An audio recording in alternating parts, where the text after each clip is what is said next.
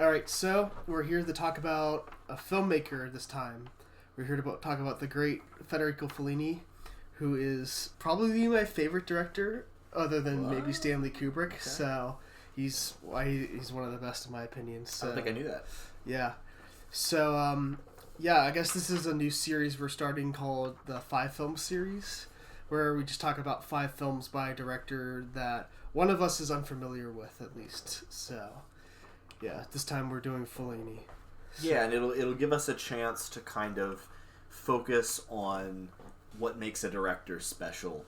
Kind of talk about maybe some of the overarching themes of that director as we're going through the movies that we cover. Yeah, I think just generally, like, there can be a lot you get out of engaging with more than one film from the same filmmaker, even if you don't necessarily like the first one that you see, because sometimes it can just kind of challenge maybe your assumptions. I think a lot of filmmakers, because film is such a, in a lot of ways, like such a postmodern genre or medium, every filmmaker is kind of doing their own thing, right? And so it can be really interesting, I think, to just sit down with some of their work and say, what, as a whole, is this director trying to get across? That's fair. So I have an interesting question for you. As someone who is less familiar with Fellini and has only seen these 5 films, what, in your opinion, is the Fellini-esque, if you could define it? Yeah, that's a good question. I mean, definitely the circus comes to mind, right? The circus is I would say in some form in all 5 of the films that we covered. I think there is also an interest in dreams and the surreal that differs a bit from like a Lynch or like some of the filmmakers that come along later, in that I would say it has more to do with fantasy, or more like the fragmentary nature of how we perceive reality. I guess what I'm getting at with that is Fellini, like, I think the dreamlike things in these Fellini films we saw, they don't feel like escapes or like journeys into the deep unconscious of the characters so much as they are an attempt to represent how our perceptions of the lives that we live can be kind of subjective. And so when you're going into an 8.5, Guido's fantasies, it's not so much that we're seeing some dark, surprising underbelly to Guido that we didn't know is there. It's more an attempt to sort of show how, as a subjective character, Guido's perception of reality is not directly linear in the way that films sometimes make things appear. So I think that would be something that I would say is Fellini-esque. Just a very smooth transition between the directly linear and the more fantasy or subjective elements of a character's story. So that, the carnival for sure. And then, I don't know, I mean, there's bits and pieces that just seem to show up. The sea, a sort of hapless yet somehow maternal female figure that is looked up to or encountered by small children, often by the sea. That's like a Fellini-esque image to me that's in a few of these films. And then I think also just a general sense of maybe existential emptiness, a sense of something longed for that isn't quite there. Though I would say those are, I don't know, maybe that's not all the Fellini-esque. Maybe I'm more answering like what are the general themes of the films that we watched. But in terms of what's really distinct about it, I'd say the first 2 things for sure. Like just the elements of like a carnival, a show, feeling that there's like this big over the top thing that's being put on for you, and then like intersubjectivity. Yeah, I think everything you said is actually pretty accurate to the Fellini-esque. I came up with a list of 6 points that I think defines Fellini-esque, and I think a lot of this is going to at least mirror or be tangential to what you just said. So the first point is the blurred lines between the objective and subjective realities of the characters. There's a good quote that I've written here that Fellini has, where he says, "Realism is a bad word, and in a sense everything is realistic.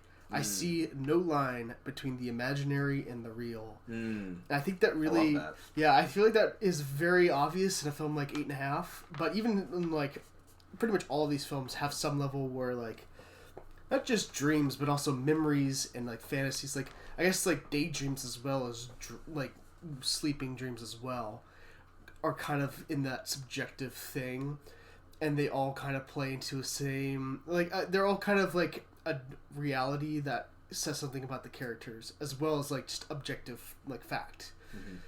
The second point is the influence of both comics and circuses in his work. Obviously, you talked about circuses. I feel like that's pretty self-evident to anyone who's seen at least one Fellini film. The comics is a little less so. He was apparently a very big fan of American comics. An example of the influence is that Gelsomina in La Strada is directly influenced by Happy Hooligan, which is an American comic. Yep, directly so. And he himself was a caricaturist at one point, right? Yeah, he did caricatures in Rome for American GIs who were stationed in Rome. So he would make silly pictures of them. So. That I do definitely get as well. Like a lot of the characters in these movies are sort of a little bit cartoonish. Like they're a little bit over the top in some way. Not usually like the main character, but like the main character will encounter very briefly these characters who are sort of like a sketch of a person. Yeah, which definitely something that you see in David Lynch's films, because Lynch is influenced by Fellini. Like you think of like just any like random funny side character from a Lynch film is kind of an echo of that from Fellini, and Fellini has plenty of those. So, the third point is this is I think an underrated like point about the Fellini-esque, but it's pretty obvious to me now that I think about it. It's the prevalence of set pieces and spectacle. You see this in its like seed form and stuff like I Vitelloni with the masquerade ball, and you see it in La Strada with like the procession. Yeah. And then it's like very common in later films, like you see it in Casanova, and you see it in like Intervista and in The Ship Sails On. It's just like all over that. So I think that's like a big part of what makes Fellini is that he's very good at spectacle. The fourth one is the fragmented / episodic plot structure. It's not necessarily aimless, but it can create a sense of aimlessness in the characters. I was surprised the extent to which La Strada felt like that, actually. So we can dig into that when we get to that episode. Definitely. But, yeah. The fifth point is personal filmmaking. I'm not going to claim that all his films are exactly autobiographical, but they do contain at least some kind of personal elements, usually like either something that is kind of echoing his real life, or maybe something that he observed in the world that he thought was bad or something. So that's definitely a part of it. And then the final one, which you were touching on with the existential dread, is the dark underbelly to the comic elements.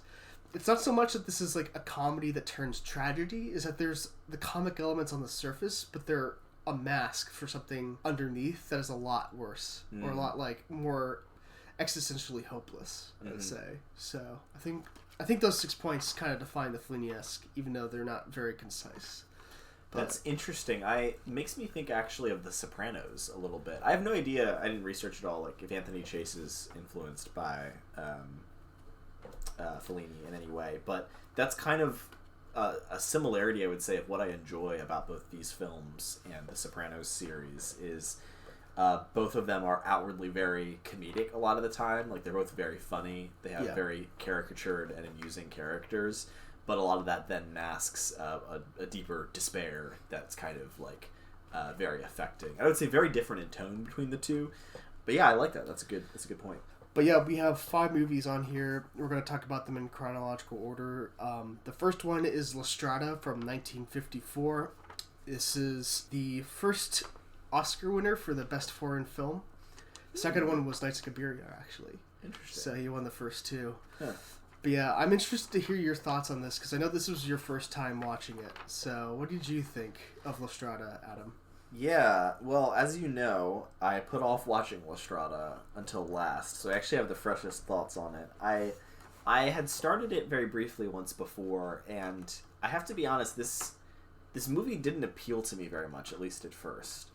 I think you have that beginning, and it's so saccharine in so many ways, right? Or that may not be precisely the right term. Maybe it's more like maudlin, where it's just like you're immediately thrown into this action where Gelsomina is being essentially sold into slavery, and her sister has died, and she's got this tearful goodbye, and then she's immediately sort of on the road and seeing the cruelty of the strong man, and it's a lot.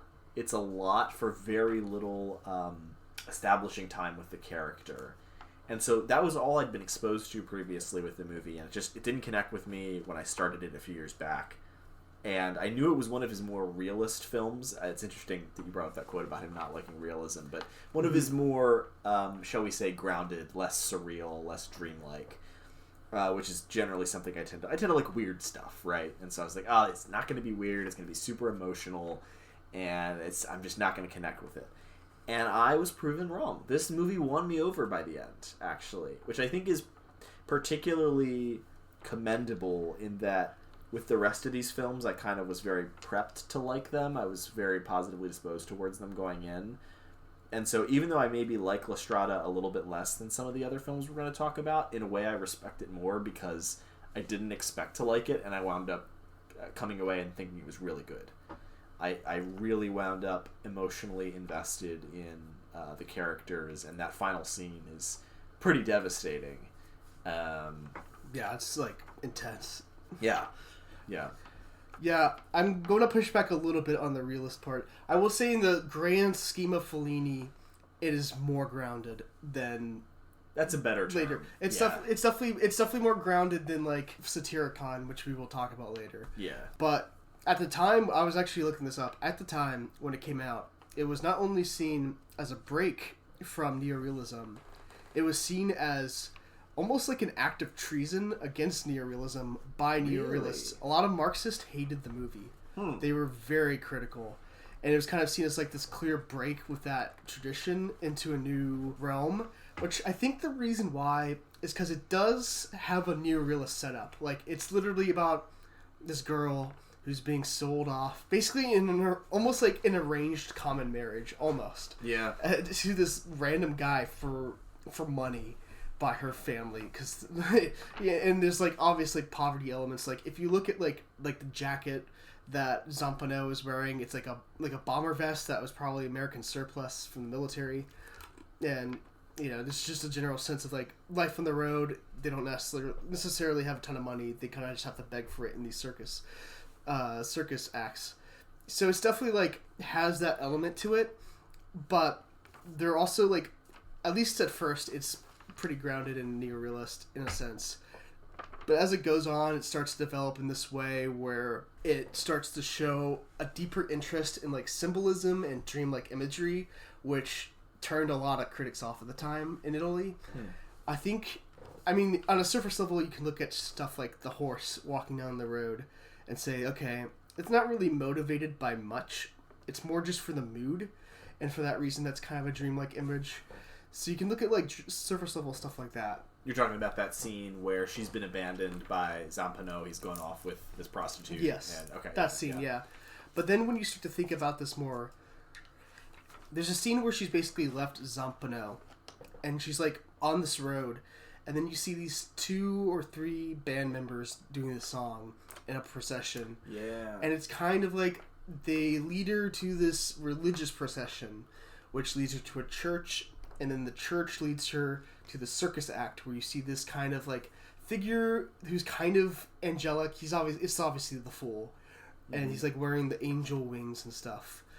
And it's kind of interesting because that scene is almost like the original 3 band members are almost like a miracle, almost like a sense of divine intervention to kind of bring her to this angelic figure who is not... I'm not going to push the symbolism completely. He's not completely a saintly figure or like a good person. So he's kind of a mix of like Michael and Lucifer, like Saint Michael and Lucifer or whatever. Yeah. But there's definitely an element of like there's a supernatural quality to him, and there's like a tying him to religious imagery, which is very un-neorealist in the way that they do it. And you can look at like the Pebble scene and almost think of that almost like the Annunciation. I won't say that's like completely what's going on, but that's definitely like a reference point for that. And you can kind of think of Gelsomina suffering in a sense of like the sufferings of Saint Mary in a Catholic idea. And this is where the idea of this film being Fellini's Beauty and the Beast comes in, where the Beast is redeemed by the sufferings of the Beauty. This is idea that, in a sense, like Gelsomina paid a very high cost for the redemption of Zampano. And some people say she shouldn't have paid the cost. But in another sense, it's through her sufferings that this man became redeemed. And there's usually this relationship in Christianity, but you also hear a bit more in like Catholicism, where you looked at the life of Christ and you say, through his sufferings we were redeemed. and there's kind of that relationship there. Although Josemina is more Marian than Christ-like in some sense, but there's definitely like that kind of relationship between them all, from the Fool to Josemina to Zampano. Wow, I love that. I don't know that I fully picked up on that on this watch through, but I really love that account of like it didn't really register with me, but that how she winds up at the procession where she encounters the Fool. And I think to your point about his kind of mixed nature, he's a really great like Jungian archetype in that he's got basically the Fool itself is an archetype across a lot of literature, but he's really more of a trickster figure, right? He's a classic trickster where he has sort of unusual powers. In this case, it's just that he's able to do these balancing acts. They're not magical powers exactly, but he's got unusual powers. He has a mischievous side. He likes to provoke Zampano. He says some pretty mean things to Josemina, but he also guides the way to truth. And I did notice, I really love the fact that he's wearing those angel wings when you first meet him, because that is such a clear symbol of like the kind of character that he is, right? He is this, he's beautiful. He's a wonderful character. I really love him in this film because he does bring in like a humanity and just like a grace, I guess, that you really don't get from Zampano or just the film's like kind of brutal and very emotionally over the top beginning, which I think is part of why I needed to give the film more time the first time I tried to watch it, because I think he is such a crucial figure for like why this movie lands, and like the fact that he also has that sacrificial death in a way. And it's interesting that you say that Gelsomina pays a high price for Zampano's redemption. I'd like to talk a little bit more about that, because it's not necessarily, I'd love to hear the redemption that you see for him in this film, but I feel like the Fool's death could definitely contribute a lot to a redemption arc, because again, that's a very archetypal thing in story, where you have this kind of innocent character that dies so that something good can happen, right? I mean, that is the Christ archetype. That's a very powerful myth. Yeah. First off, I want to say the language of archetypes is fully appropriate for this conversation, because not at this point exactly, but Fellini was he was into Jungian psychology, and you could definitely see that later on. It's like in 8.5, it's like very obvious. But like, yeah, archetypes is a very common thing to talk about with like the trickster archetype in this, so that's definitely appropriate for this conversation. Okay. The second one, in terms of redemption, maybe redemption is a little strong of a term, but when the Fool dies and when Zampano sees that Gelsomina is like broken, like it actually like breaks her soul and drives her mad, it actually awakens something in him, like a sense of guilt and remorse that before then you probably wouldn't have seen coming. And by the very end, when he's crying on the beach, it's like the first time where he realizes that, where it fully hits him, like, yes, I did this wrong thing, and it's kind of like his cry for like of regret or like guilt. I'm like, I messed up, and this is a horrible thing I did, which is very unlike the Zampano of the beginning. The Zampano of the beginning would never have done something like that.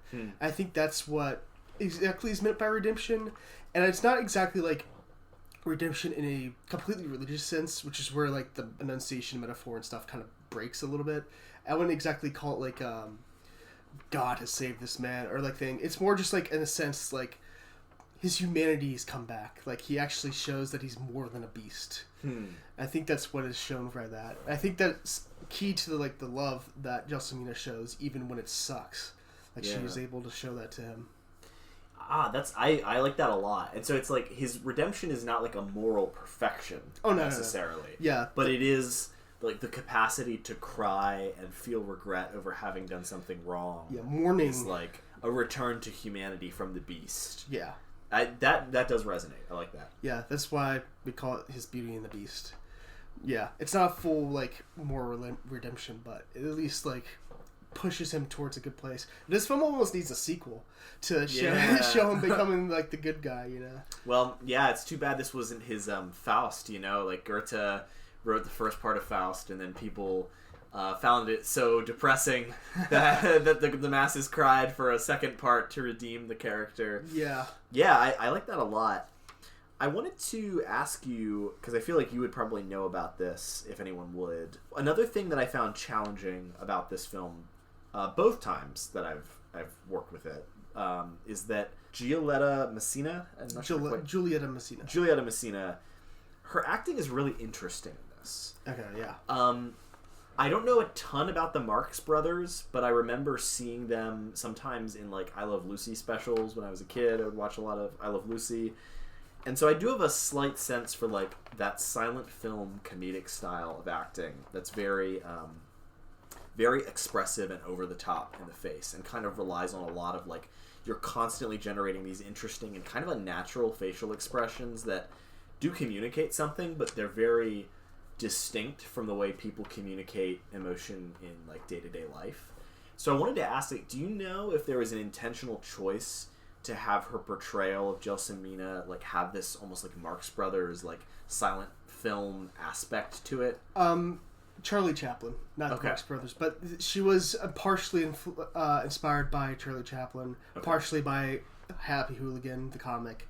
She's mainly designed to be like a clown, like Fellini described her as a natural clown, which maybe is a little bit of an insult to say about your wife, but the point is, who's like, also described as an artichoke in this film. Yeah, I know. Yeah, this is why the fool is not exactly a good guy. He calls her an artichoke. Yeah, but it's definitely Charlie Chaplin is definitely an element. I think the point about her. Is this? I think the main thing you got to understand about her is that she's a little autistic, and that's kind of describes a lot of her personality. Now, Charlie Chaplin's definitely an element of this, and there's like, in Charlie Chaplin's characters, there's like a good-natured element to him. He's like a good, fundamentally good person, and Gelsomina is kind of the same way, where she maybe is a little slow, but she has a heart of gold, and it's impossible to call her an asshole. And I think that's the general gist of it. She's kind of like, she's not perfect, but she's like an inherently good figure who is inherently mismatched with this horrible Zampano. Like, Zampano is like the opposite of her. It's like the odd couple a little bit. Yeah. So. Interesting. So, and the Charlie Chaplin-esque like facial mannerisms, that's basically to communicate like her purity or her sort of her innocence in a sense. For silent films, it was mainly to do like just to express the story because you didn't have sounds, you had to communicate. But in the case of this character, it's supposed to reference her purity and her innocence. Interesting. Her childlike qualities. I found it very challenging to get used to at first, but by the end of the film, I wasn't noticing it at all. I don't know if that's just that I got used to it or there's like it's more striking at the beginning. But she's definitely a fascinating character that really is unlike any other character that I can immediately think of. Just in that she does feel very, I don't know, like there are moments where she feels very normal, but most of the time she feels sort of like neurodivergent or just like fundamentally different even from the other characters she interacts with. Like I think of the interaction with the nun that they meet where she's kind of like chatting with her about like, oh, like you have your spiritual husband and I have Zampano and we both follow them around, and it's just like it doesn't even quite feel childlike. She just feels like an other. She's just like a different kind of creature. Yeah, I mean she's not like completely childlike. I think she's like, I don't know how old her character is, but she's like probably an adult. I think it really does come to like her just being like autistic or neurodivergent in some way. Mm-hmm. So I think that's what is kind of throwing you off. And it is like, especially set in this kind of like weird Fellini-esque world. So like, even with the Fellini-esque characters, like you can kind of tell they act normal. She still is kind of like, has an element to her that comes from Fellini that may be throwing you off a little bit. There's a good review of this on Letterboxd from a reviewer that we both like, where he talks about how this film in some ways feels like it's emotionally withdrawn. I feel like his line is something like, it's emotionally withdrawn not because it's like it doesn't have any guts, but to like protect the viewer from the sight of blood. Like he borrows the same language that Zampano uses, which I thought was a really interesting idea, and it kind of resonated with my experiences too, where it's like a movie like both, I would say, La Dolce Vita and 8.5, like kind of wear their emotions on their sleeve a little bit. And like 8.5, for me at least, has a very emotional ending, which we'll get into. But I think it's an interesting idea to talk about this as like an emotionally withdrawn film. I think that's another reason why it was challenging for me, is that it doesn't quite it's not quite as upfront about the tone that it's trying to communicate, and so it just affects you in a different way. Yeah, there's almost like a dullness to it. Like the scene where Zampano kills the fool.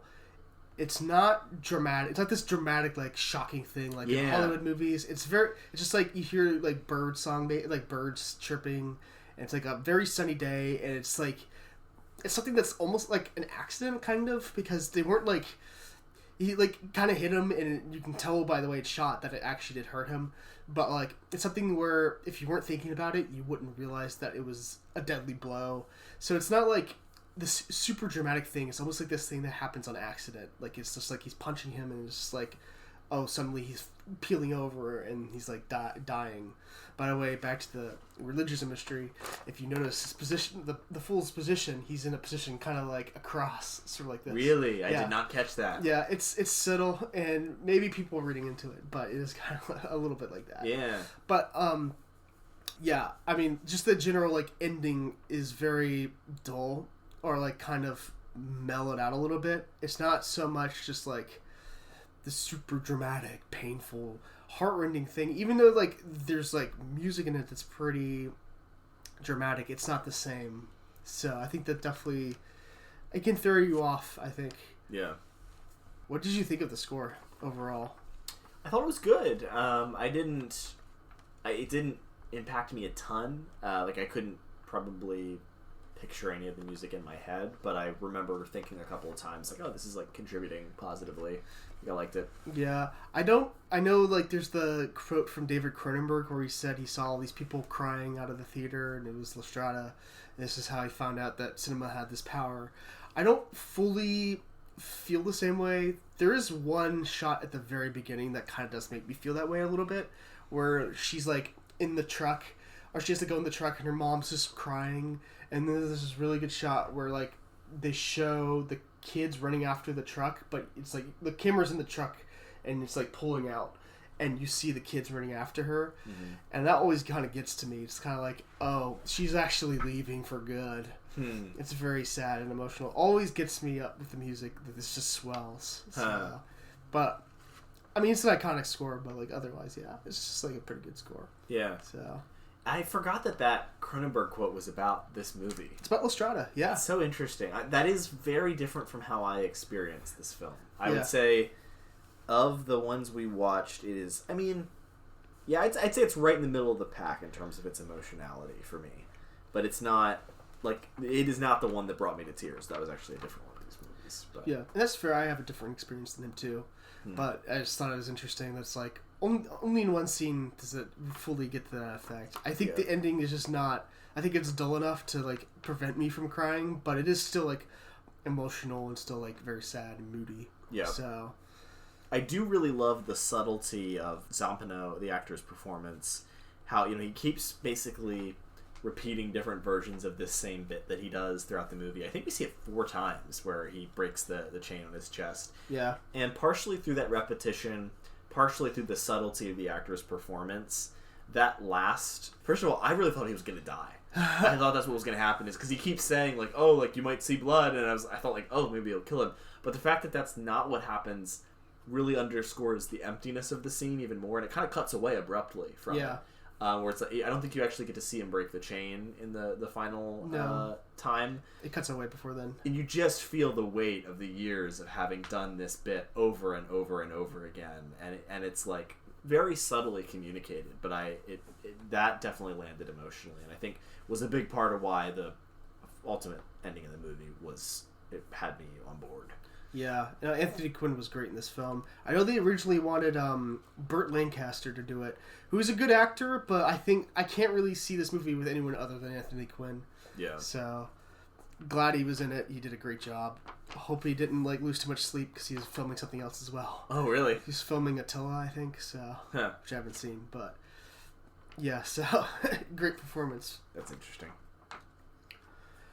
Alright, so I guess we'll move on to our second film, which is La Dolce Vita from 1960. This is a 3-hour-long epic set in Fellini's adopted city of Rome. Now, this is also your first time watching this, so what did you think of it? We finally got some Marcello Mastroianni, Yeah. the coolest man who's never happy ever. Yeah. The coolest, most unhappy Italian guy you'll ever encounter. Yeah, poor Marcello. Poor Marcello. No, I really like this movie a lot. I think, again, like, as is going to be the case for all of these, so much interesting symbolic stuff going on in it.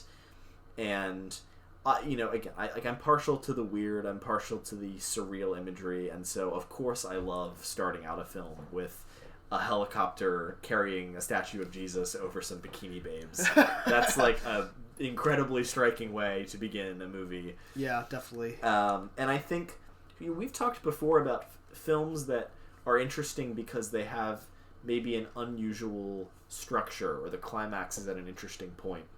This is one of those movies. I really like how I'd argue the climax comes pretty early in the film, and then a lot of it is just kind of there's maybe a second emotional climax of a different kind later on in the film, but in terms of the sweet life, this movie really ramps you up on its appeal for maybe its first third, and then it's kind of a slow spiral down from there into just like increasing levels of emptiness. And I always love that. I think it's one of the really cool things about Fellini. You mentioned at the beginning just the episodic nature, and just all these movies kind of play with structure in a way that's fascinating. Obviously, Eyes Wide Shut is one of our favorite films, has a climax right in the middle. And I like how La Dolce Vita also kind of challenges the viewer with really just a complex tone that rewards you maybe for a third of the film and then challenges you for the rest of it. So yeah, and there's a lot more I have to say, but I really love La Dolce Vita. I would go so far as to say it's pretty close to a perfect film for me. It's great. I really like it. Yeah, I think it's fair to say there's a thematic climax and an emotional climax that are kind of separated. The thematic climax, I guess you could say, is the one that's in the first third, at the Trevi Fountain, and then there's the emotional one, which is after he finds out his idol has committed suicide in a double murder. Which, can I just say, I somehow had not had that spoiled for me. I had no idea that was coming. Oh, yeah. I don't know if you saw how shocked I was because we watched this together, but I did not expect that at all. Like, I didn't realize until he was in the apartment whose apartment it was, and I was like, oh my god, it was that guy. Like, completely went in blind and pure into that. That's great, yeah. I've seen this a couple of times before, and on this watch, I think this is actually my first Fellini, wildly, but on this watch, it was pretty clear from that writer's behavior that he was kind of phoning it in. Yeah. So it's on rewatch, it's not surprising. Like, the signs were there. Yeah. Which I think is kind of interesting. Rewards to rewatch. But the thematic climax at the Trevi Fountain scene, where apparently it was actually a real event where Anita Ekberg decided to go into the Trevi Fountain, and Fellini had to recreate that, and Marcello comes after her because he's kind of into her, even though she doesn't really notice or care all that much. And he almost kisses her, but all of a sudden he's distracted and doesn't do it. And that's kind of a sign that he got that close to the sweet life, to the zenith, and he missed it. And from then on, it's just a petering out, just a general decline throughout the film. Yeah, and I think that kind of speaks to the vapid decadence that is in this film, and it's in I Vitelloni, and it's in so many Fellini films. That's a very big theme of his. That just on some level there is a sweet life, but too many sweets will make you feel sick. Yeah, that's how I describe it. Yeah, yeah, I love that Trevi Fountain scene. It's beautiful. I completely agree. I really see Anita Ekberg's character, Sylvia Rank, I think, as the personification of the sweet life. And she is very well typecast in this movie. We were chatting about how this is kind of just her. Yeah, she was apparently not, according to Roger Ebert's review, she was apparently not the best actress. Mm-hmm. But this was basically her playing herself, and she's perfect in this movie. Yes. She was the right person for this role. Yes. The earlier scene of her where she's dancing. In the hands of the wrong filmmaker, could just be an annoying scene, just this is a lot of noise and just overstimulation. But I love that scene. It completely pulls you into it. Of just she's so carefree and everything just feels so improvised and fun. And so the movie really pulls you into seeing her as the personification of this high life that Marcello is Guido is it Guido? No, it's Marcello. Yeah, it's Marcello in this. Marcello is like pursuing, but you can never have it. It's like an optical illusion. He gets close, but he's never able to really possess it. He's not able to have that hypostasis between wanting and having, and the rest of the movie is just a story of like the addict going back to the needle again and again and like trying to recreate that feeling of the thing that he almost had but never really stood a chance of possessing. Because I think it's so interesting on their little nighttime odyssey how disinterested in him she clearly is. Yeah. And he's like at most a means of getting around and is like kind of this fly that she's just swatting away the whole time. And he's got this very like appetitive kind of just like like this is it. And she just disappears from the movie, which is another thing that I had no idea. Like, I assumed she was a character throughout the film. She's just gone after that. For such an iconic performance, yeah. She's like, she basically goes back to her, like, I guess her boyfriend, who's like the other American actor. Yeah. He like slaps her a few times. Yeah. He open fist slaps Marcello. Yeah. And then they go back, and that's it. He open fist slaps him and then punches him in the belly. He's like the most cowardly guy ever. He's hitting women and bitch slapping men. It's pretty pathetic. Yeah. I really like that scene where she's dancing because it's like in this like ancient Roman like structure, but it's also a modern restaurant, and it's very strange in my opinion to see like Americans in this setting and then like rock and roll in this setting, like a rock and roll party in an ancient Roman structure.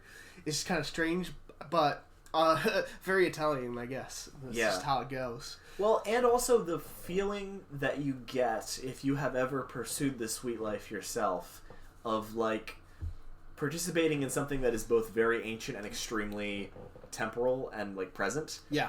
Of, like, this is a deeply human instinct that people have written about and thought about for a long time. But also, by its very nature, is always going to be anchored to whatever the hip thing is, which at the time is, rock and roll and jazz and that kind of stuff. Definitely. But yeah, just one more thought on Anita Ekberg. Like, when I think of this movie, like, the first image that comes to mind is her in the Trevi Fountain. Oh, yeah. And she's in so little of the film. But she's, like, she completely personifies it. Yeah, she steals the show, in a way. She is, like, that movie. What did you think of the, that horrible Marian apparition scene? The scene where they have, like, the kids who claim to have seen the Virgin Mary, and... Yeah. What are your thoughts on that one? I mean, an incredibly effective scene. John knows I was very stressed out during this scene. Good. Yeah. It's, as a fan of, like, uncut gems and the cinema of stress generally, I really love so much of what's going on here. I recently took a trip to Europe earlier this year for the first time, my first time abroad. And I felt that this scene really captured an unsettling feeling that I had throughout that trip whenever I went to these just ancient sites in general, but especially ancient religious sites, where, you've got this scene at the end where you've got this mad mob in the pouring down rain just stripping this tree of all of its... just stripping it down to the nub because they think it might give them some... vague taste of something spiritually real, basically, right? And even the spiritual has been so thoroughly commoditized and turned into just like, oh, maybe I'll get like a miracle out of this that will like cure something bad that is immediately physically wrong with me, or like it's something they can exploit for themselves. And that overwhelming sense of like, oh my god, like even if this is a real Marian apparition, like, everyone here has the entirely wrong attitude to this, and we've got this terrible TV crew, and it's like, it's so hard to experience it as something holy or spiritual. And I felt that whenever I went to these, like, incredibly ancient and beautiful cathedrals in Europe. You've got crowds and crowds of people. Everyone's got an iPhone out, recording every moment of their experience there. No one's actually looking at the building. They're looking at it through their iPhone screen.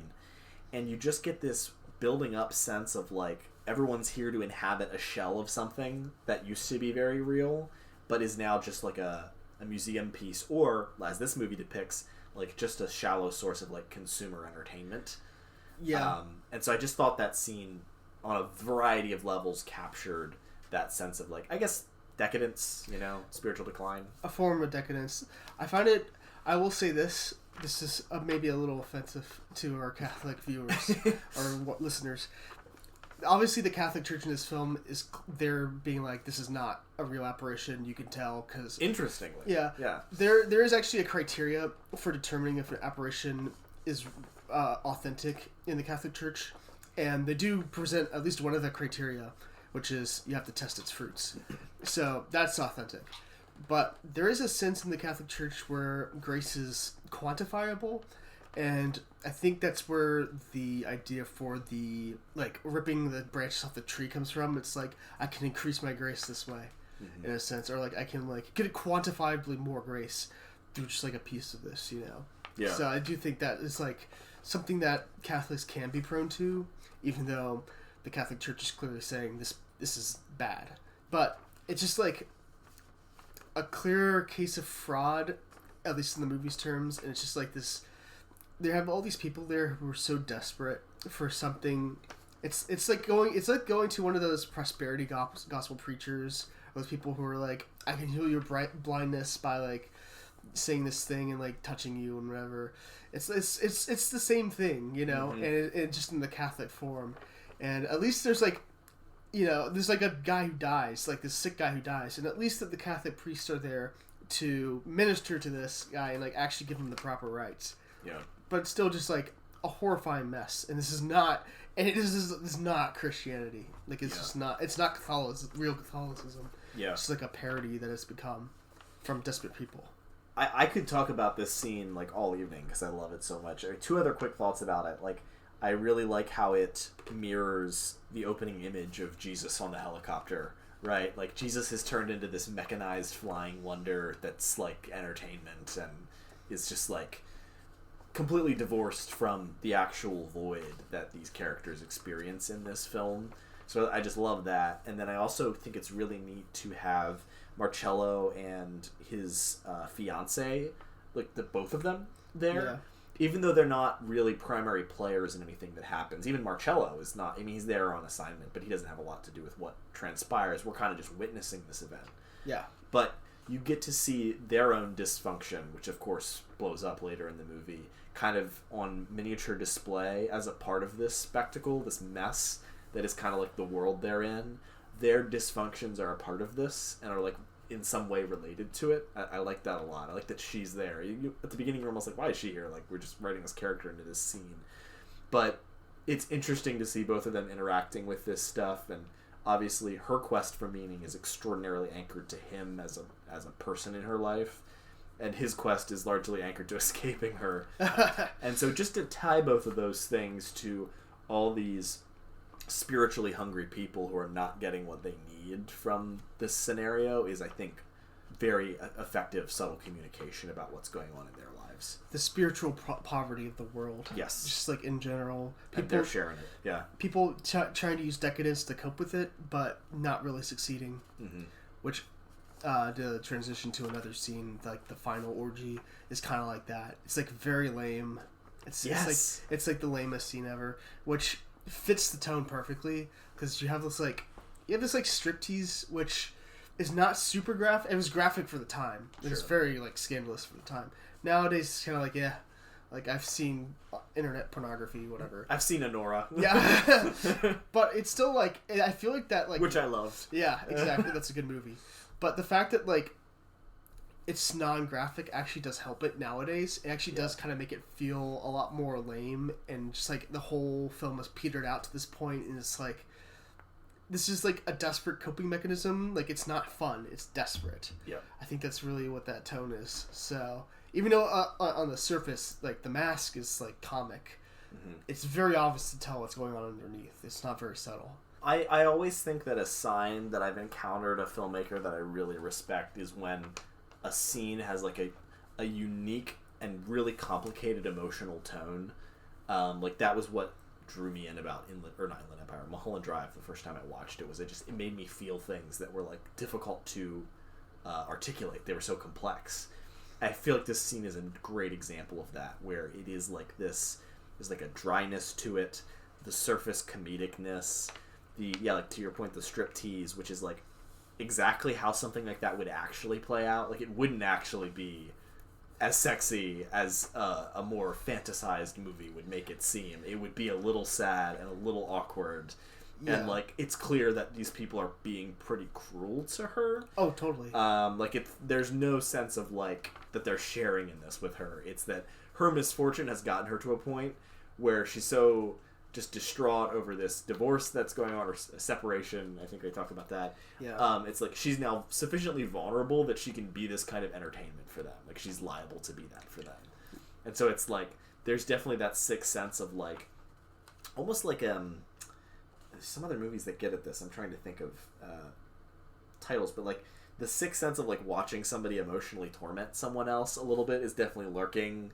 And Marcello's being pretty brutal throughout that scene. Maybe like Last Summer a little bit? Yes, Last Summer would be a good example. I think I was also thinking a little bit of, like, the less violent parts of Funny Games, where, like, parts of the nausea of Funny Games are just, like, how little they care about these people. Like, not even the bad things they do to them physically, but just, like, the inability to see them as possessed of the same humanness. Like, that's going on in this scene as well, even though nobody gets killed. This is much less dramatic than Funny Games, but it does have that, like, same subtle, like, attitude. It causes the same sense of despair in that it is like, oh, like, that's where they're at. Like, it just, they can just be cruel to this person. It doesn't matter to them. They're projecting a fantasy onto her and she's not living up.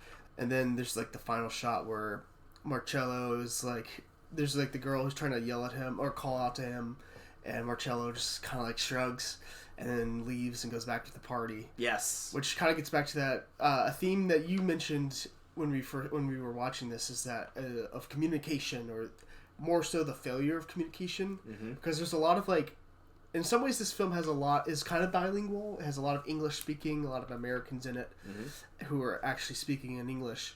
And there's like failures to communicate, either because of the noise of, like, the helicopter, or the sea is too loud, or they just don't speak the same language.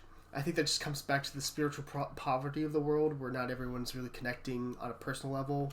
Not everyone can really communicate with each other, and I think that kind of comes to the vapidness of the world. Yeah. Yeah, I mean, and why communication, right? Like, why does that resonate with the film's themes? Because I think at a very fundamental level, like, communication is miraculous in that it is the ability of two people who have their own separate internal worlds to, like, come to inhabit a shared space together. Like, there's something inherently very loving and real about communication. It's a reason why, for example, Christ is described as the Word become flesh, right? Like, there's symbolic resonances to that. It's the ability to communicate is the ability to go outside of yourself, in a sense, unselfishly, to, like, present something that someone else can take in. Yeah. And so in this film, the characters have lost the ability to do that. They can't relate to each other in a way that is... It's not just about authenticity, it's about, like, the ability to see someone else as something other than a means to an end. To see someone as an end in themselves. And the fact that Anita Ekberg's character and Marcello can barely speak the same language is significant. And that final scene between Marcello and the little girl, who... Again, to get Jungian on it, you know, is kind of a classic anima figure, right? Where she is his purity, his innocence, and is calling out to him from a distance, and he can't even hear what it has to say anymore. And it's a shrug is ultimately his engagement with that part of himself that he's just leaving behind. Definitely. No, this is I feel like we've talked about this for a long time. We have. There's a lot to say about it. It's Yes. 3 hours. It's 3 dense hours, too. It's like... Very consistently so, but... We haven't even touched on Anouk's character at all, but that's fine. Yeah, I think maybe we have to, like, wrap this up a little bit. Yeah, that's fine. This is a masterpiece. If you haven't seen it, what the hell are you doing? Get on that. Get on that right now. You need to get real. Quit your job. You can do this. But, yeah, masterpiece. So, the next movie we're talking about is one that we've both seen multiple times. It's 8.5 from 1963. This is generally seen as the first surrealist film that Fellini made. Obviously, some of the other films have delved into kind of dreamlike imagery, but nothing before has completely obliterated the line between the internal and the external, quite like this movie does. It just moves effortlessly between those two in, like, just a fluid and just, like, enjoyable way. The best the quickest way I can describe it, to just be like quick about it, is that this is a film about the anima, and Julia the Spirit's actually his follow-up is about the animus. Because his wife is in that one too, Julia de Messina. Interesting. So she's a main character. So if you want a companion piece to this film, that's kind of like that film would be it. But the quickest way to describe 8.5 is that it's about the anima, and it uses basically every woman in his life, in Guido's life, to kind of go into that, and then it all culminates obviously in this scene with the orgy scene, the harem scene. It's kind of like bringing all the women in his life together in one scene. But it's very interesting because, like, obviously in like objective reality, he's talking to both men and women, although the women are in some ways more important.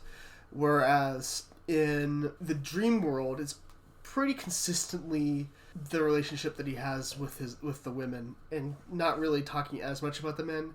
There's a dream sequence with where he talks with his father, but more importantly, he talks with his mother, and his mother tries kissing him, and his mother becomes his wife. If you needed an Oedipus complex symbolism, there you go. Sure. But you obviously see like Sergina, who is like the woman who does the dance for the boys, and then you have the harem, obviously. So that's kind of like the gist of what the film is on just a pretty basic level. But what do you think about this film? So this is my it's tough. It's tough to say, but I think this is maybe my favorite Fellini, simply because I was moved to tears at the end of it, and I love that. I mean, I don't want to necessarily just skip to the end, but I think it's like the thing that I most want to talk about with 8.5. Let's skip to it then. It is so quick. It is maybe 2-3 minutes of the film. There is not a lot. But unlike La Dolce Vita, 8.5 offers a solution to the despair that its characters wrestle with. I mean, obviously, famously, it's a movie about the process of making a movie, because Fellini was dealing with writer's block. I think it's also pretty clearly a midlife crisis movie. But beyond both of those things, it does finally advance like sort of a solution to the problem that La Dolce Vita is already engaging with. And it comes as Guido is sitting in his car, and he's given up on this multi-million-dollar production.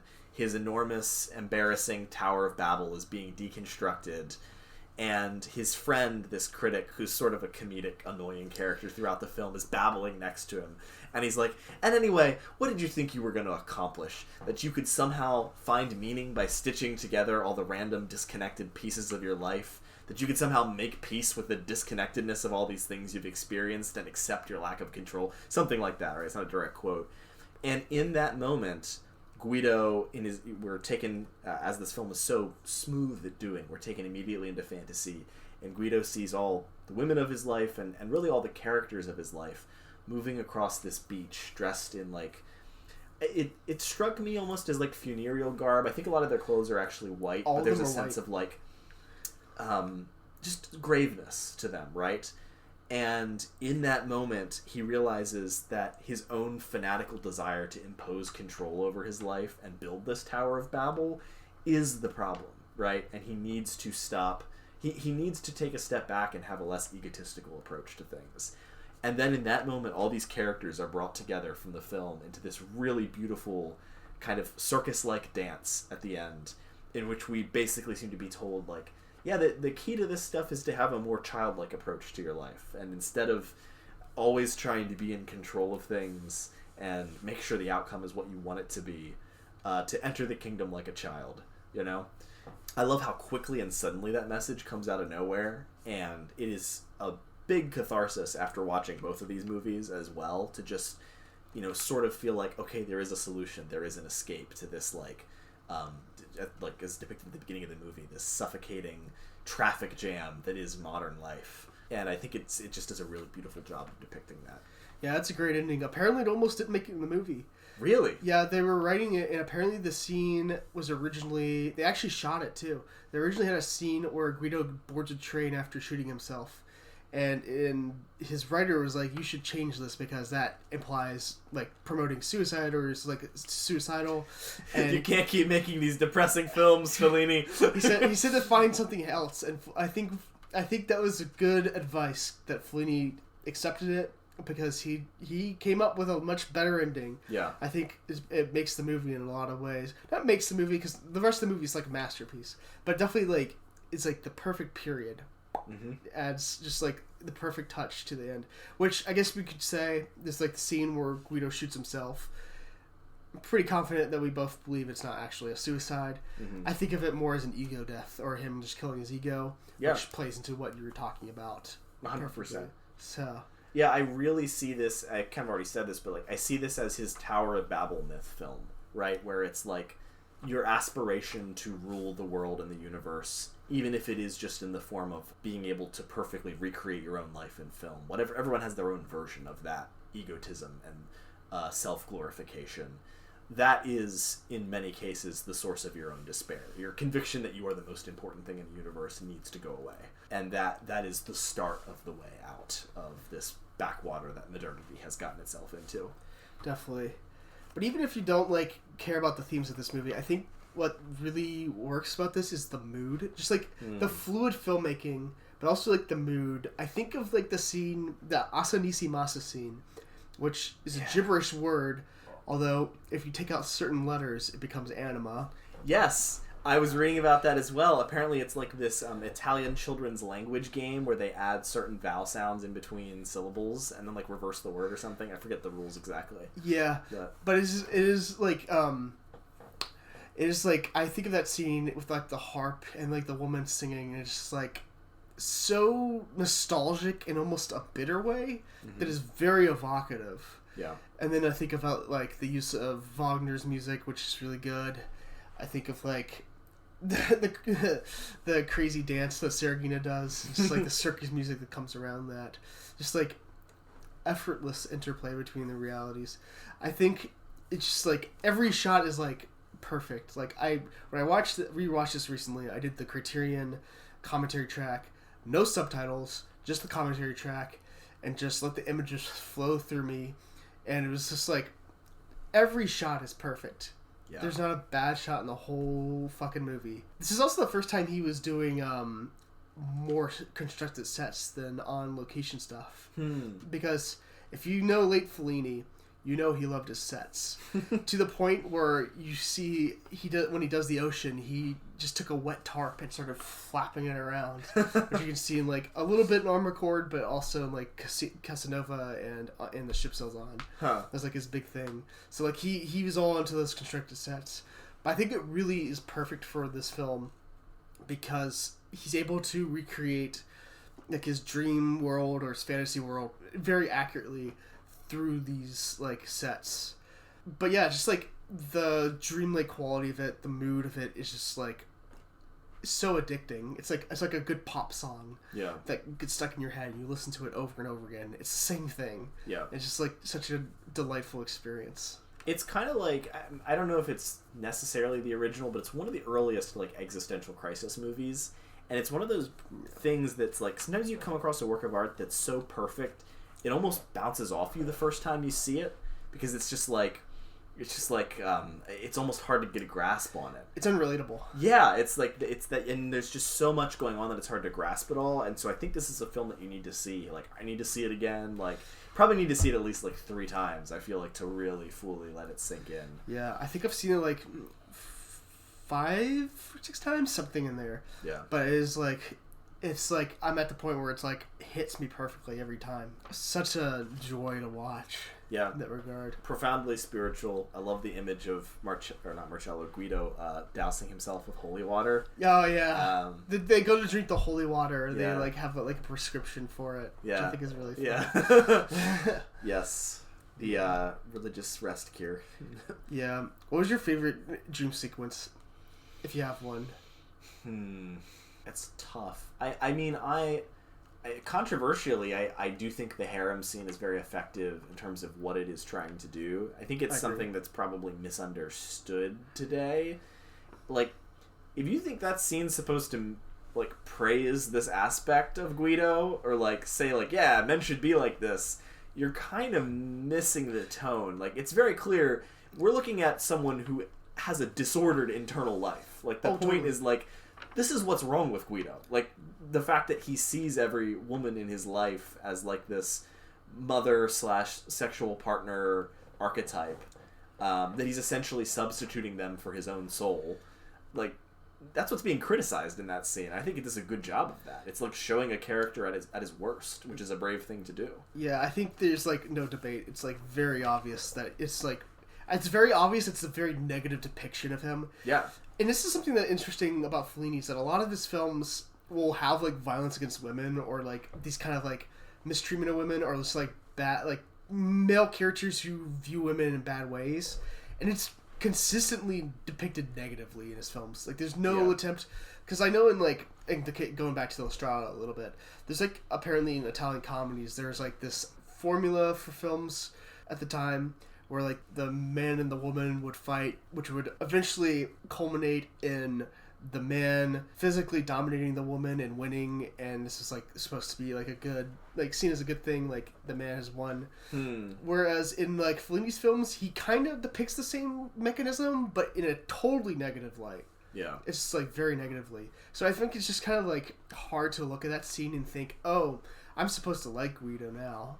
I think you're supposed to see him as like sad It's embarrassing. It's embarrassing. There's like, especially the scene with like the lady who's like, she's like turning 30. Yeah. And she has to go upstairs, and she does like her dance to like have her final time. Yeah. And Guido's not even watching. He's like messing around in this mirror with his back towards her. Yeah. And he's like shaving or something, and she's just kind of like, because even in this, he's so self-obsessed. Even his own fantasy, he has to be looking at himself. Yeah. And then she's kind of like depressed, and she eventually goes up, and hopefully she's fine. Yeah. But it's like, this is not a positive depiction of him in this scene. It's actually very like, it condemns him in a lot of ways. Yeah, I like that. And then real quickly, I like the opening one as well. I think it's just everyone in this modern world can relate to that scene. It's a great scene. Everyone understands the emotion that's being communicated in that. It feels so trapping and then so freeing when he's like flying out. It's also like so artificial, but in a way that makes it feel so rich. Yeah. It's hard to exactly explain, but it's like perfect. Yeah. So speaking, since we were talking about the Dolce Vita, we talked about the scene where they had like the rock and roll scene. Yeah. How it takes place in this like ancient place, and how decadence is in some ways ancient and temporal. Well, we're going to talk about the ancient version of it now. This is Fellini Satyricon, came out in 1969. This film, I think, is kind of emblematic of where Fellini went after 8.5, because if you ask a lot of like neo-realists, their attitude to Fellini is kind of like, well, he started out fine and like, lost his mind. he lost his mind. He went off the deep end. Yeah. And I feel like this film was kind of like the archetype for that, where it was just like this insane movie. And this film wasn't very personal for Fellini, and apparently it was kind of difficult to make. But I really do think this plays into a lot of his themes, and it plays into the Fellini-esque very well. But I think like the best element of this is just the world building. Yes. It's just the sheer world building is really vivid.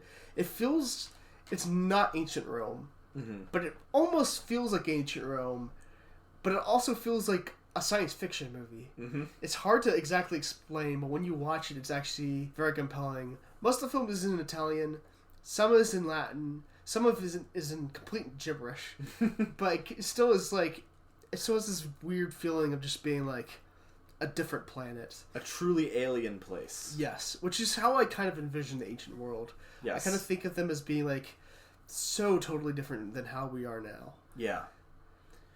If you've ever spent some time reading like something like the Epic of Gilgamesh, or just like ancient literature other than the really maybe sanitized or familiar stuff, you get maybe snatches of this. It's not quite as strong as this movie depicts it, but you get almost like an odd scent that blows out of a musty cupboard in your grandmother's house. You're like, what is that?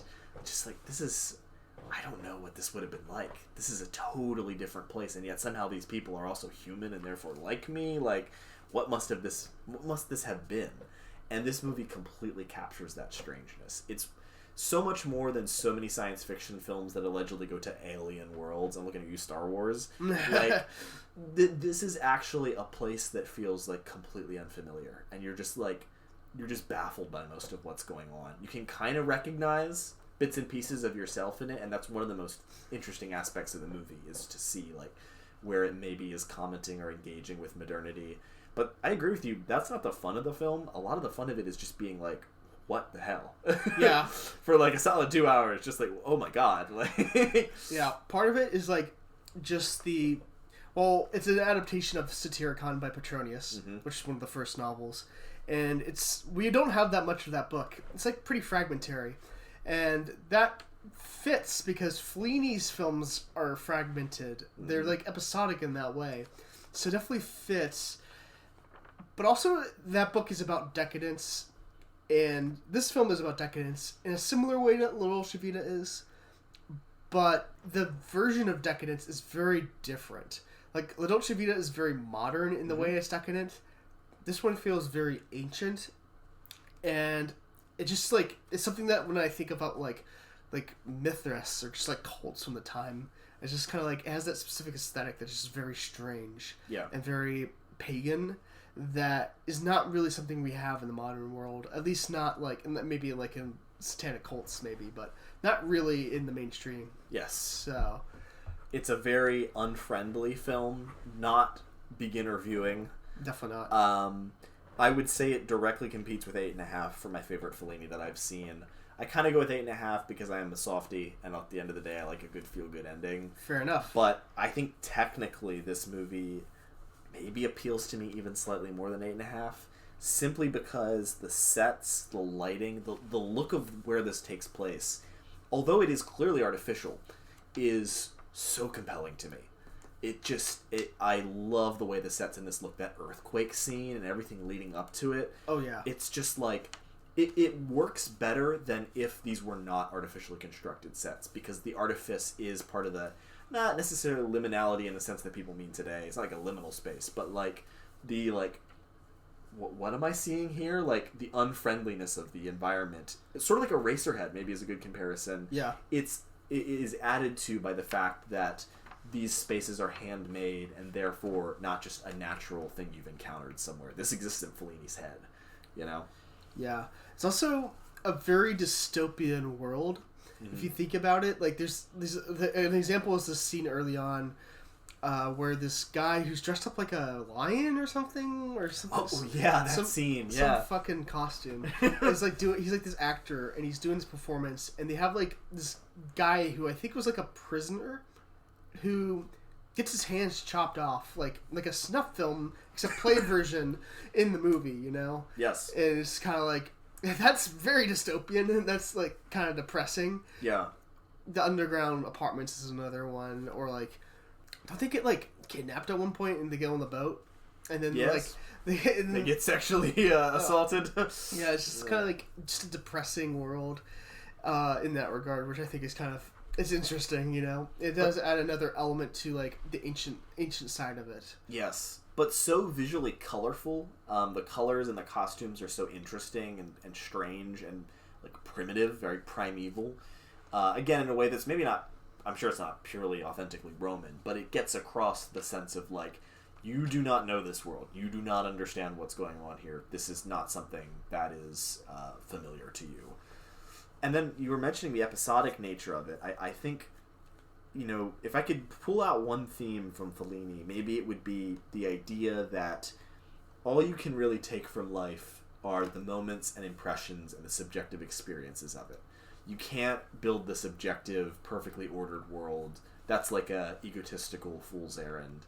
And so I think that's why this lands for him, is that the ancient world speaks to Fellini also of that same, like, the most authentic things about it are the fragmentary, random, weird crap that drifted down to us. And in a way that's perfectly just, because that's all Guido can bring out of his own life in 8.5. And so I like that aspect of this. Yeah, and that ties into, like, the last shot to some degree, where he's, like, the main character's, like, talking, and then he stops mid-sentence, and then it fades into this fresco, which has a lot of the main characters in it, but it's, like, broken up and, like, on this, like, seashore and stuff, which kind of goes back, kind of, like, visually symbolizes the fragmentary nature, the fractured view of our past, that we have of our past, where we have bits and pieces. We can't, like, fully understand what ancient Rome is like. but we have enough to like kind of depict a world, and it's very it's still very vivid, from what we were able to cobble together. Do you remember the name of the guy who did the costumes for this? I do not. I know he worked with Pasolini as well. Because I was rewatching this, and between having seen this and then this most recent watch and the one before, I had like seen all Pasolini's movies, and I was thinking about Fellini Satyricon, and I'm like, this kind of looks like a Pasolini film almost.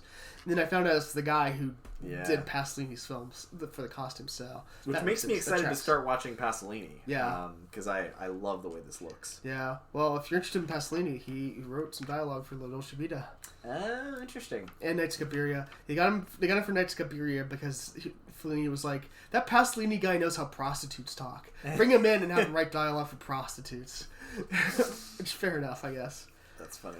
But just have like, if you're a Pasolini fan and you haven't seen this, like the costumes in Satyricon do have that element to it. Same guy working on it. Or if you like weird, disturbing shit, that's the other appeal. Yeah, that's true. I do think like the depiction of decadence does kind of tie into La Dolce Vita as well, because there is that scene where you have like this family outside their house, and the mother and father like send away their kids and their slaves or whatever to like go to continue on, and the father like cuts his wrist, and the mother takes like a cocktail that's deadly. And it kind of goes to show, like, even, like, underneath, like, that, there's still that mask, and underneath it is a dark underbelly. Mm-hmm. It just shows you, like, the decadence is still, like, not fully, it doesn't fully, like, it's not a good self-medication for your spiritual poverty. Mm. So that theme definitely is here. It's a little less fleshed out in this film because the film is so fragmentary, and it's so much more about its world building in general. Yeah. But it's still there.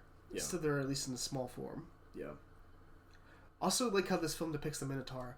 If there really was a Minotaur, I think this is what it would actually have been like. Yeah. And for listeners who haven't seen this film, I'm not telling you what it is. So watch this movie. John's a Minotaur believer. I'm a Minotaur believer now. So. Alright, so our last film is Amarcord from 1973. Out of the 5, this is probably my least favorite. It's not a bad film at all, but it's one that I'm not as like well watched on, or it's not one that I've really like found all that relevant, to be fully honest. Which maybe is a little insulting towards it, because in the grand scheme of cinema, this is a masterpiece. Mm-hmm. But it just seems like in the grand scheme of Fellini, it's never as talked about or as like relevant outside of like the really like the people who've only seen like a couple of films maybe. But I'm interested to hear what you think about this film. What do you think of Amarcord?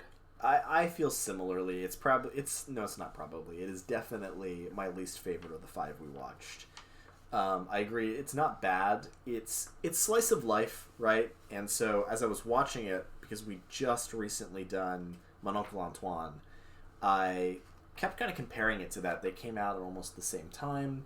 They both depict life in 1940s in the filmmaker's homeland. So there's a nostalgia to both of them that kind of deals with coming of age and death in different ways. And I kind of came out feeling like I like Mon Oncle Antoine better, to be honest. Just because Amarcord, for me, it's a little aimless. It's a little bit far into the episodic nature of Fellini. There's a lot of interesting things going on. In a way, it has the appeal that maybe more minor films can have sometimes, where like the minorness is almost the appeal of it. It's like, oh, this is interesting. Like, what's going on here? I haven't heard people talk about this as much. But yeah, I kind of found it a little harder to get excited about, especially when I'd just seen a coming-of-age film that so starkly and impactfully dealt with death. And then death in this film just kind of comes out of nowhere, and it almost feels a little tacked on and then like quickly moved on from. So, again, I think it's really good. I love the colors in this, and I think the almost ensemble cast is kind of an interesting structure. And obviously we should talk about its depiction of fascism, because I think that's a big theme. But overall, fine, not a big priority on the revisit list. Yeah, it's a fine film, but I mean, let's not completely just like put this film down. But as far as we're coming from, it's not our favorite. Yeah. So I'll just say that. I think what makes it interesting is its depiction of male characters, which is pretty consistently, they're basically overgrown children, pretty consistently depending on, like, across age groups. Yeah. It doesn't really matter. And I think what Fellini was trying to go for is show that fascism and the Catholic Church kind of put this in this position, or kind of like had a vested interest in keeping them this way.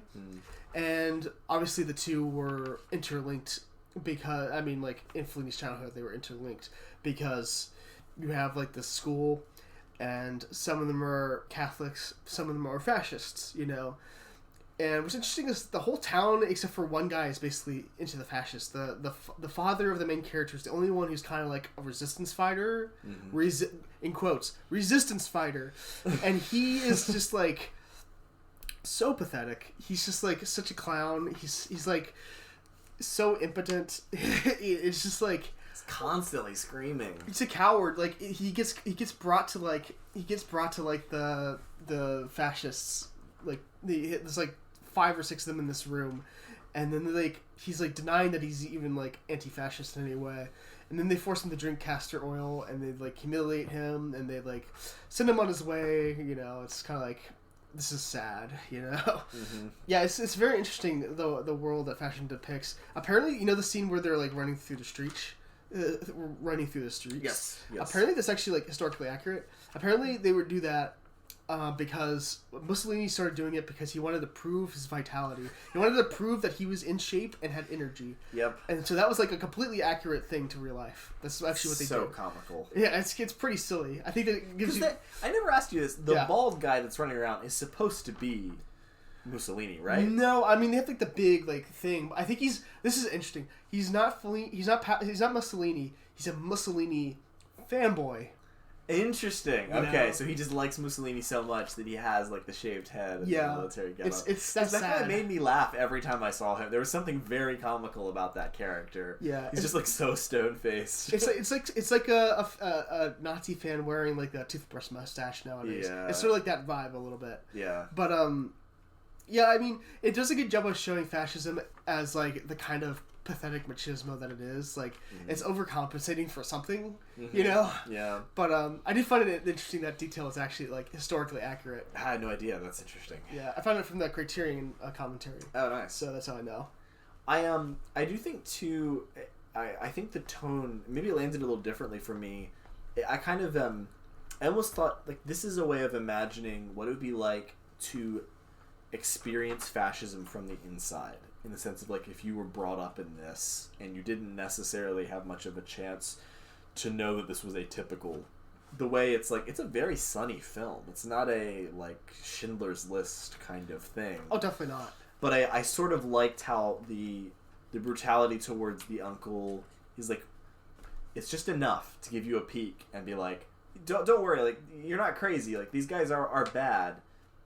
But also, like, imagine if you'd grown up here. If you had been a child approximately Fellini's age, you wouldn't really fully understand what was going on. You would just be like, oh, I guess we, like, go to the big floral display of the great leader's head now, and we celebrate that. Like, it's not, it's just interesting because of that, like, subtlety, and, like, there's that dissonance that kind of lies underneath the film, because you, as the viewer, have the context to know what this is actually depicting. Yeah. But it conflicts... As it would have for any grown adult at Fellini's age, looking back, it conflicts and there's like a tension between like the warmness that most people who were lucky to have a reasonably stable childhood have towards their child memories, but then also like the facts of like the place where you actually grew up.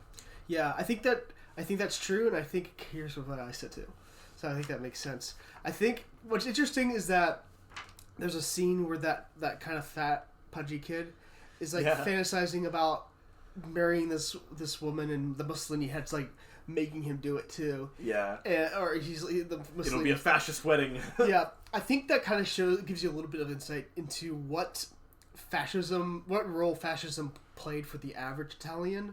Is that it was more so. It wasn't so much that your average Italian was like Italian race fascism. Sorry. You're allergic to the fascism.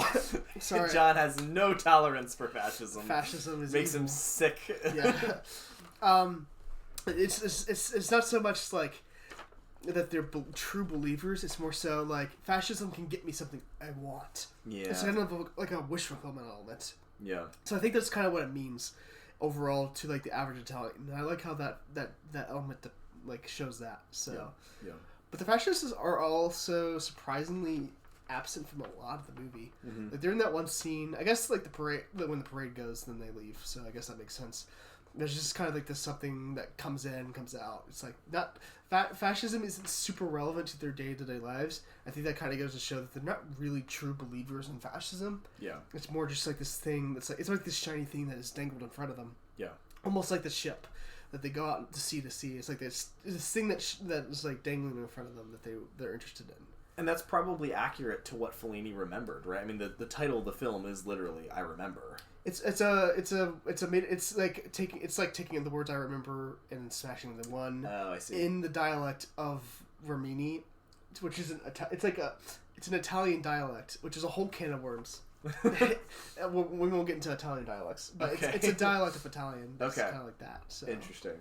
Yeah. But yeah, just to say, like, it's almost like Fellini. I took it as like, yeah, like this was a part of it for sure, but also like I didn't understand politics enough to have a nuanced perspective on the political landscape around me. It was just like something that was around me when I grew up. That's fair, yeah. There are two scenes I want to talk about, just briefly mentioning one of them.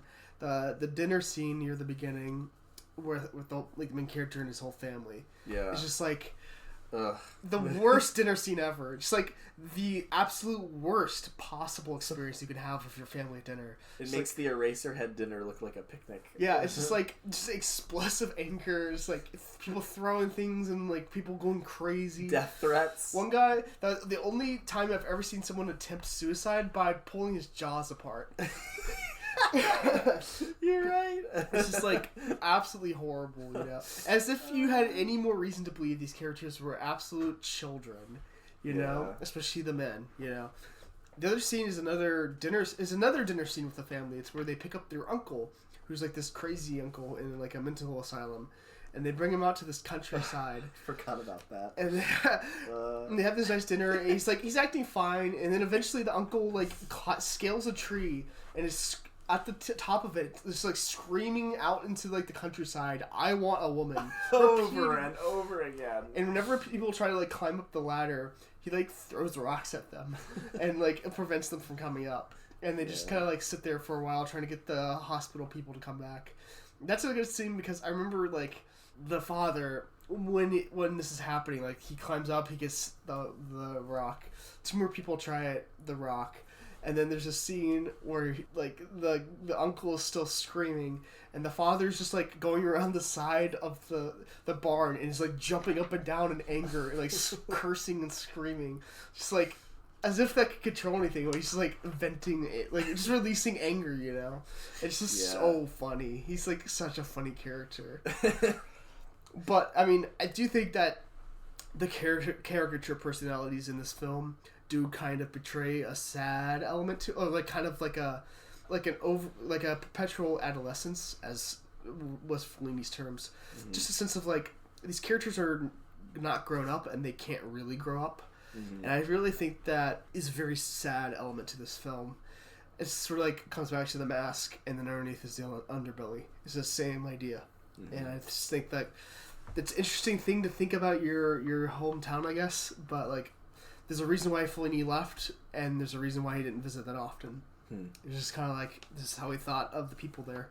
Yeah. So, but yeah, so those are 5 Fellini films.